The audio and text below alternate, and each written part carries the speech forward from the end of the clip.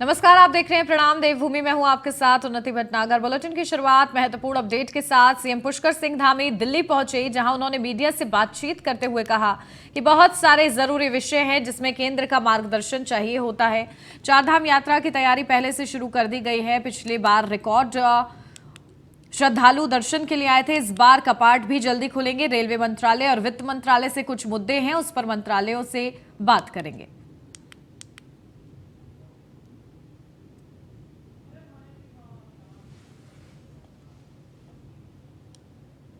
यहाँ पे जरूरी और जिनके लिए हमको केंद्र की सहायता और मार्गदर्शन दोनों ही चाहिए होता है, तो उसके लिए समय समय पर सभी से भेंट होती है। और चारधाम यात्रा भी आ रही है, उसकी तैयारियां हमारी पूरी तरह से चल रही हैं। और चारधाम यात्रा की इस बार तैयारी हम लोगों ने बहुत पहले से शुरू कर दी है, क्योंकि पिछले वर्ष चारधाम यात्रा हमारी बहुत रिकॉर्ड हुई थी, जिसमें लगभग 50 लाख के लगभग लोगों ने भाग लिया था। तो उसको देखते हुए, क्योंकि जब पिछली बार थोड़ा सा हमारे कपाट भी थोड़ा देर से खुले थे, इस बार कपाट खुलने की तिथि भी थोड़ा जल्दी है। जहां 22 अप्रैल को गंगोत्री यमुनोत्री धाम के, 25 को केदारनाथ जी के और 27 को बद्रीनाथ जी के कपाट खुलेंगे।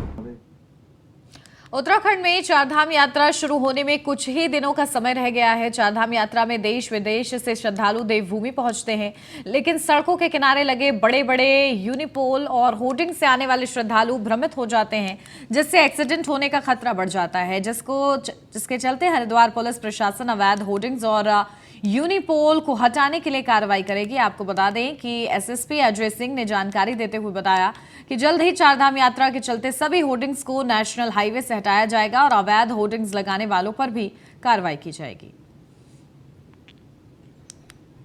चारधाम यात्रा को लेकर जो है पुलिस और प्रशासन मुस्तैद है। इसको देखते हुए एनएचएआई से संपर्क किया गया था कि इसमें बहुत सारे ऐसे होर्डिंग्स और फ्लैक्स लगे हुए हैं जो अवैध प्रतीत होते हैं, जिस पर एनएचएआई ने अपनी रिपोर्ट में बताया कि हाईवे 334 पर जो है सभी समस्त जो होर्डिंग्स लगाए गए हैं वो अवैध रूप से लगे हैं। इसको देखते हुए पुलिस ने और मिलकर एनएचएआई के साथ सभी अवैध होर्डिंग्स को हटाया जा रहा है। साथ ही साथ एनएचएआई की जो 334 है उस पर एक रिपोर्ट भी मिली है, जिसमें ऐसे अवैध होर्डिंग्स को के पीछे कहीं ना कहीं ऐसे माफिया पाए जा रहे हैं जो प्राथमिक जांच में लग रहा है, जिनके द्वारा अवैध होर्डिंग्स लगाई गई।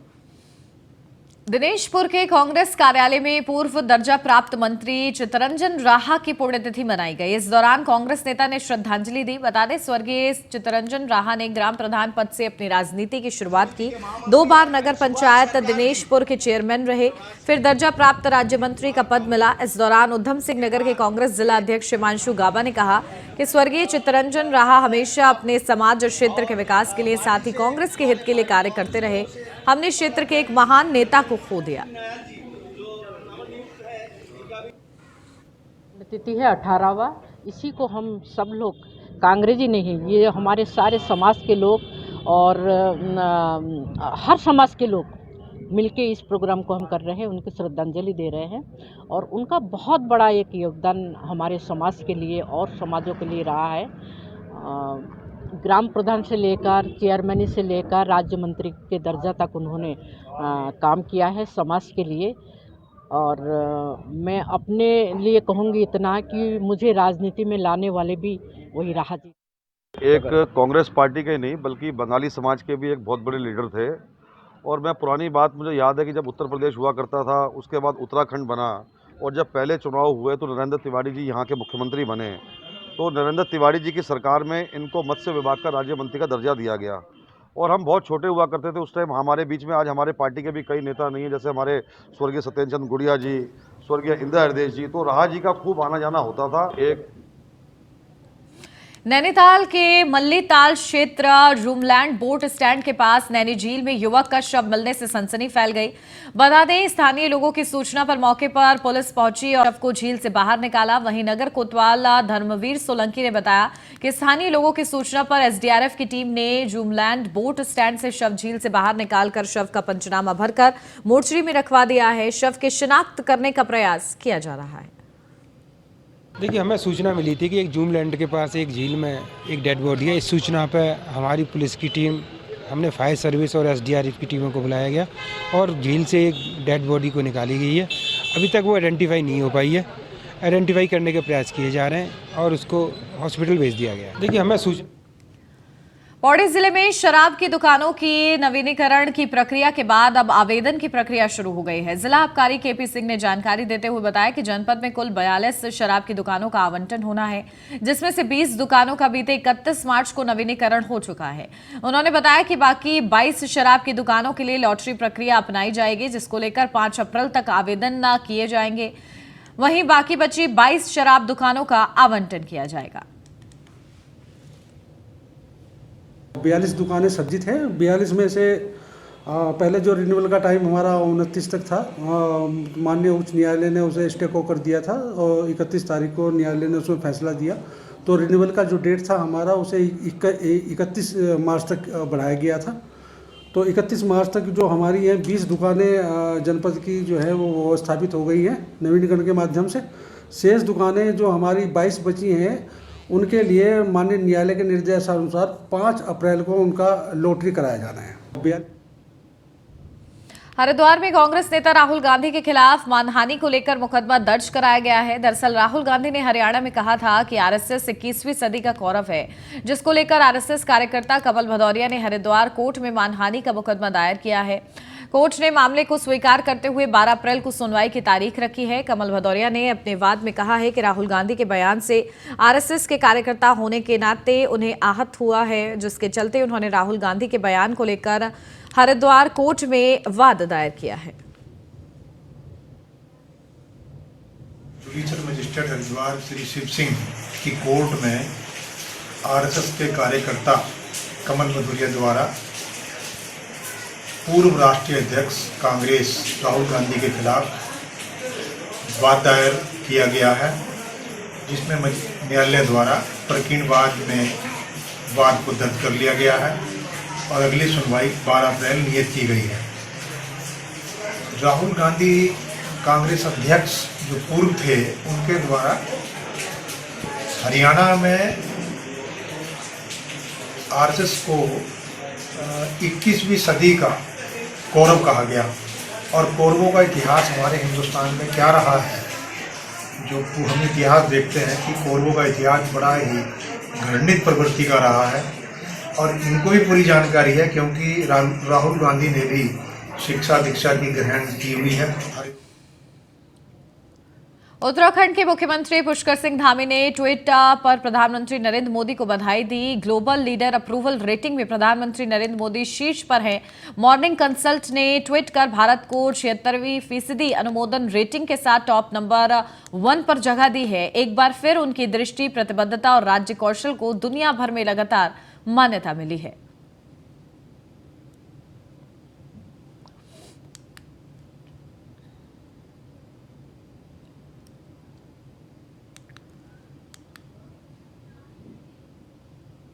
हरिद्वार स्थित जुडिशियल मजिस्ट्रेट न्यायालय में कांग्रेस के उच्च नेता राहुल गांधी के खिलाफ दर्ज किए गए मुकदमे को लेकर उत्तराखंड कांग्रेस के महामंत्री राजेश रस्तोगी ने बीजेपी पर जमकर निशाना साधा।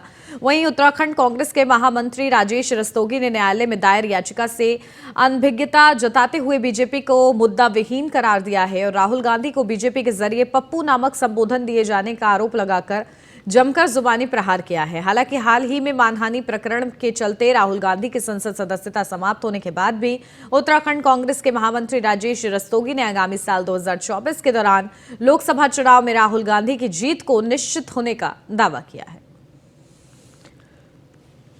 खिलाफ हरिद्वार में किस अधिवक्ता ने क्या मुकदमा डाला है या नहीं डाला है, मुझे इस संबंध में कोई जानकारी नहीं है। लेकिन एक बड़ी स्पष्ट बात है कि मोदी सरकार और भारतीय जनता पार्टी के पास कोई मुद्दा नहीं बचा है। जिस राहुल गांधी को ये लोग पप्पू पप्पू बोला करते थे, वो राहुल गांधी इनका बाप बन चुका है और जब से राहुल गांधी इनका बाप बना है तब से सजाएं भी होनी शुरू हो गई हैं, उसकी कोठी भी खाली होनी शुरू हो गई है, उनके खिलाफ क्रिया प्रतिक्रिया भी आनी शुरू हो गई है। राहुल गांधी के खिलाफ हरिद्वार में किस रुड़की में पटवारी और जेईई के भर्ती परीक्षा पेपर लीक के इनामी आरोपी को एसआईटी ने गिरफ्तार कर लिया है। आरोपी के कब्जे से 4.25 लाख रुपए और 2 ब्लैंक चेक बरामद किए गए हैं। फरार चल रहे संजय धारीवाल पर 50,000 का इनाम घोषित किया गया था। बता दें, इस पूरे मामले में हरिद्वार एसएसपी अजय सिंह ने बताया है कि आरोपी ने करनाल में अपने भाई के फ्लैट पर कुछ परीक्षार्थियों को ले जाकर नकल कराई थी। आरोपी संजय धारीवाल सरेंडर की कोशिश में था, लेकिन इससे पहले ही एसआईटी ने उसे गिरफ्तार कर लिया। ये परीक्षा प्रकरण और पटवारी परीक्षा लीक में विवेचना की जा रही थी, जिसमें पूर्व में 37 अभियुक्त दोनों मामलों में गिरफ्तार हो चुके हैं। इसमें एक मेन षड्यंत्रकारी जो अभी तक वांटेड चला, से 50,000 का इनाम आईजी गढ़वाल महोदय द्वारा संजय धारीवाल पर घोषित किया गया था। इसकी गिरफ्तारी नारसन क्षेत्र से की गई है।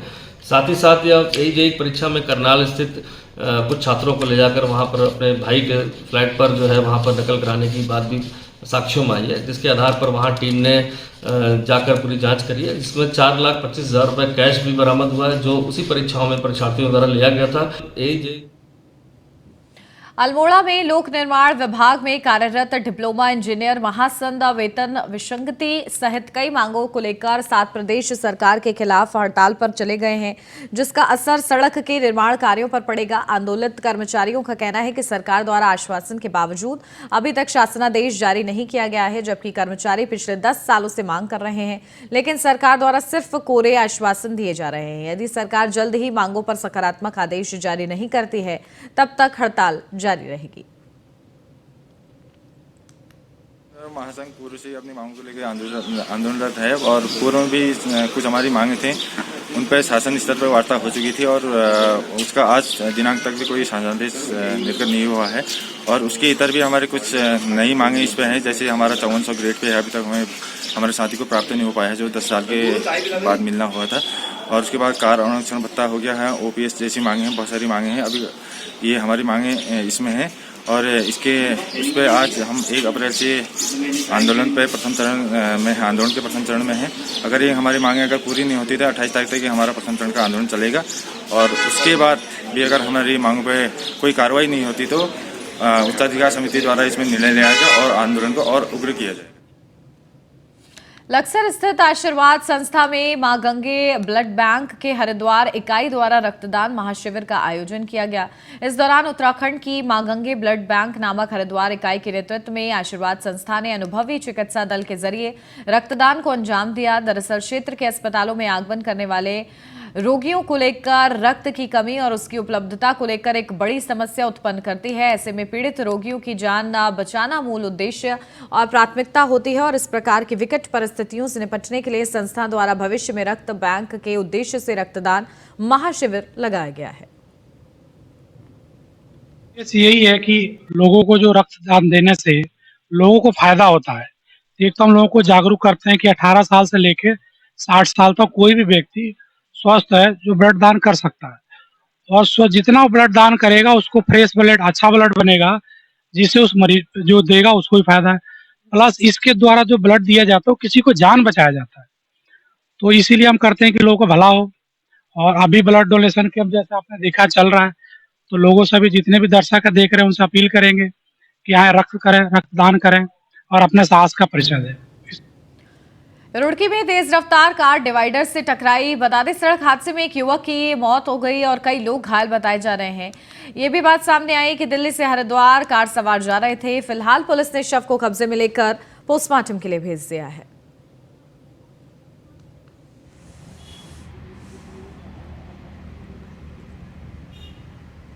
तो सड़क हादसे में एक की मौत हो गई है। तेज रफ्तार कार डिवाइडर से टकराई है और सड़क हादसे में एक युवक की मौत और कई लोग घायल बताए जा रहे हैं।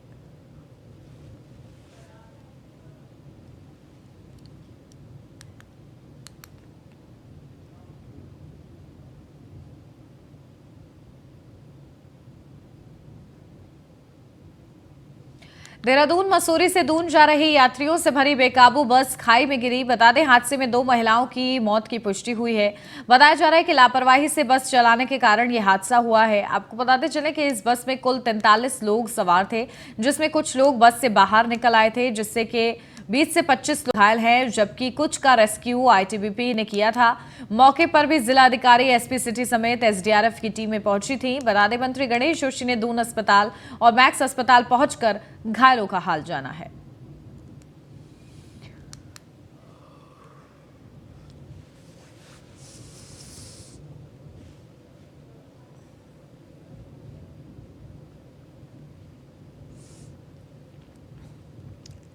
तो यात्रियों से भरी बेकाबू बस खाई में गिरी है। अभी बस जो है करीबन 100 मीटर नीचे चली गई है और इसमें करीबन 32 तो पैसेंजर्स थे और कंपाउंडर, कंडक्टर और ड्राइवर के 34 लोग थे। इसमें से 22 लोग हमने रेफर किए हैं अस्पताल में और करीबन 3 जो हैं सीरियसली इंज्योर्ड बताया जा रहा है। तब हमारी टीम है और सभी हम मॉनिटर कर रहे हैं। हॉस्पिटल की भी हमारी टीम पहुँच गई है। किसी डेथ की पुष्टि हुई है मैम? नहीं, अभी तक तो नहीं हुई है किसी की पुष्टि डेथ की। जैसे मैंने बताया 3 सीरियसली इंज्योर्ड बताया जा रहा है। तो पैरापेट तोड़ के नीचे चली गई है। पैरापेट थे यहाँ पे, तो हो सकता है कि ड्राइवर वहाँ पर ना ले पाया हो या क्या कारण रहे होंगे, उसकी तो मजिस्ट्रियल जांच अलग से होगी। लेकिन अभी तो ये दिख रहा है कि पैरापेट तोड़ के नीचे बस चली गई। कंडक्टर से पूछताछ करने पर जानकारी मिली है कि 25 कुल मिला के पैसेंजर थे। इसमें से हमने 22, जिसमें 2 कैजुअल्टी हैं, वो दून हमने भेज दिया है और 20 जो उसमें इंजर्ड हैं उनको भेज दिया है।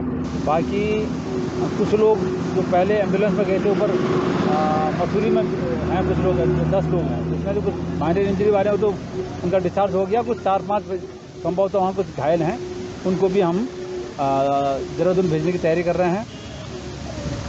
इसका जो पॉसिबल जो रीज़न अभी तक कारण जो रोड एक्सीडेंट का है वो रैश ड्राइविंग का सामने आ रहा है। तमाम जानकारी करने पर ये जानकारी मिली है। बाकी गाड़ी का टेक्निकल मुआयना किया जाएगा, उससे हमको फर्दर जानकारी हो पाएगी। उधम सिंह नगर जनपद के सीमांत क्षेत्र खटीमा में एक्सीडेंटल एक हादसा सामने आया है, जिसके चलते कई लोग घायल भी बताए जा रहे हैं। इस हादसे का शिकार हुए हैं। एक गाड़ी ने जोरदार टक्कर मारी है, जहां ड्राइवर की मौके पर ही मौत हो गई है। इस हादसे में बड़ा यह हादसा हुआ है। 11 लोग इस हादसे में घायल बताए जा रहे हैं। तो जोन बने पहेनिया टोल टैक्स के पास सवारी से भरी मैक्स गाड़ी को रॉन्ग साइड से आ रही एक गाड़ी ने जोरदार टक्कर मार दी। इस हादसे में दुर्घटना में जहां सवारी से भरी मैक्स गाड़ी के ड्राइवर की मौके पर ही मौत हो गई, तो वहीं 11 लोग बुरी तरीके से घायल हो गए हैं। सड़क दुर्घटना में घायल हुए लोगों को अस्पताल में भर्ती कराया गया है। गंभीर रूप से घायल 4 लोगों को डॉक्टर ने प्राथमिक उपचार के बाद हायर सेंटर रेफर कर दिया है। रामनगर से उदयपुर जा रहे थे, तो ये जो खटीमा के टोल टैक्स है उसके थोड़ा सा आगे से और सामने से हमारा I-20 का कार आया था। उसका ड्राइवर थोड़ा सा वो नींद में था। ठीक है, हम अपने लाइन से चले रहे थे, वो अपने रॉन्ग साइड से चले रहा था। नींद में आ गया वो गाड़ी के आगे। दोनों मतलब सेम स्पीड में थे, लेकिन उसने क्या किया, अपने बचाव के लिए हमारे गाड़ी में ठोक दिया। रामनगर से एम्बुलेंस और 1033 की गाड़ी लेकर आई थी। बहुत सारे पेशेंट थे, उनमें से एक पेशेंट की तो डेथ हो गई है और बाकी 4 पेशेंट को रेफ़र कर दिया गया है फर्स्ट एड देने के बाद। और जितने बचे हैं बाकी सबको फर्स्ट एड हमने दिया है, सब स्टेबल है। एम्बुलेंस और 1033 की गाड़ी लेकर आई थी। बहुत सारे पेशेंट थे, उनमें से एक पेशेंट की तो डेथ हो गई है और बाकी 4 पेशेंट को रेफ़र कर दिया गया है फर्स्ट एड देने के बाद। और जितने बचे हैं बाकी सबको फर्स्ट एड हमने दिया है, सब स्टेबल है।